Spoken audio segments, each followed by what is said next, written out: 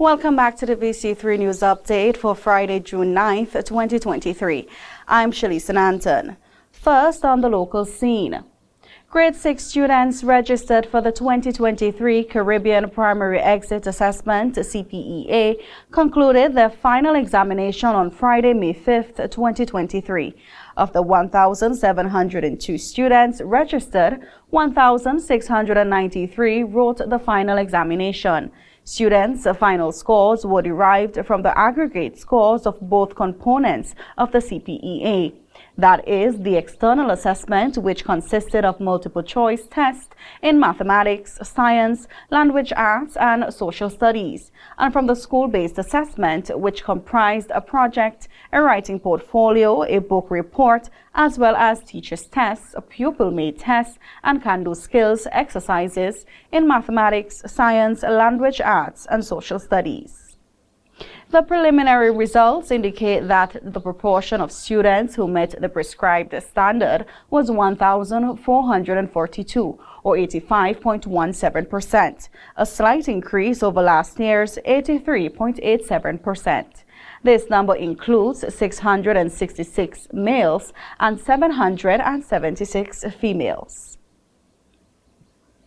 More on the local scene. Today, June 9th, 2023, marked World Accreditation Day. This is a global initiative established by the International Laboratory Accreditation Corporation and the International Astronautical Federation to promote the value of accreditation. World Accreditation Day was celebrated under the theme Accreditation Supporting the Future of Global Trade. The theme focused on how accreditation supports the United Nations Sustainable Development Goals. The National Accreditation Board said that it joined the rest of the world in celebrating World Accreditation Day 2023. All relevant individuals are reminded of the quality assurance services offered by the National Accreditation Board or unit in SPG and are encouraged to utilize them for the following: verification of certificates or credentials, registration of academic services, accreditation of academic services, and inquiry on academic institutions. There is a special need for the support of PAN in this country due to its community context and the fact that a large number of youths in SPG gravitate towards PAN.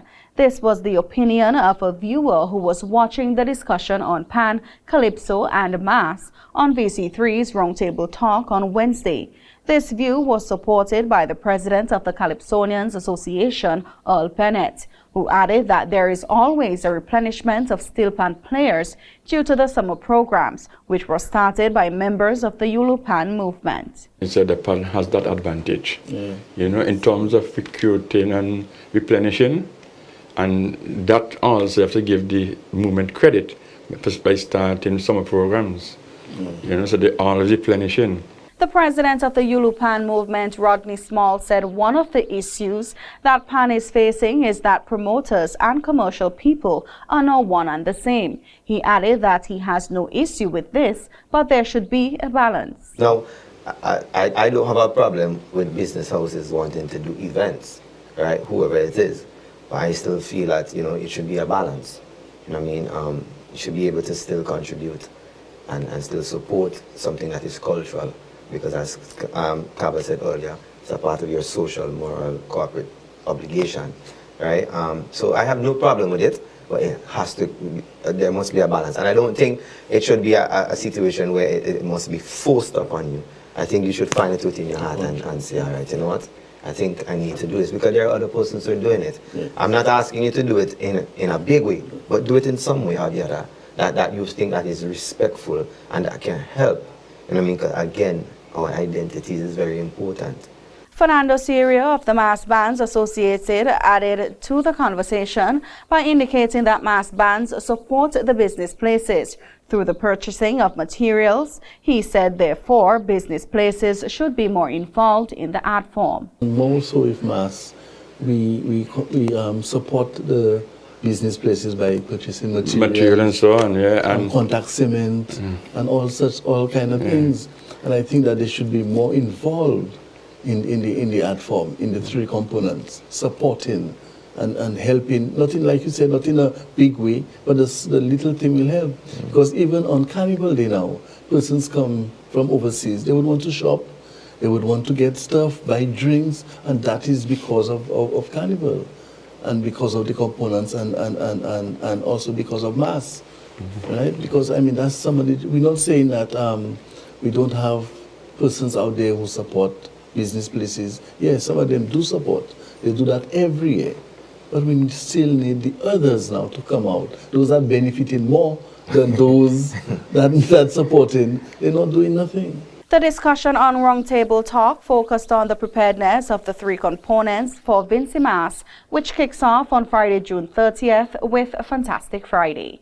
And the St. Vincent and the Grenadines Calypso Association is inviting all raga and soca artists to a meeting with the Carnival Development Corporation, CDC. The meeting will be held this Saturday, 10th June, at the CDC's office, commencing at 10 a.m. The meeting will provide an update on matters related to raga and soca monarch shows. Additionally, the CDC has indicated that registration forms for the 2023 Raga and Soca Monarch preliminaries are now available online via vincymass.vc, or physical copies can be collected at the CDC's office in Victoria Park. Completed forms should be submitted by Wednesday, June 21st. Forms must include a downloadable link of the song which is being entered into the competition. Our songs should be emailed to the CDC via socamonarchsvg@gmail.com. The preliminaries are scheduled for Friday, June 23rd at Heritage Square. And those are our local news stories. Continue watching on VC3 channel 114 for the regional and international news, as well as the VC3 Sports Update with Sinead Hackshaw.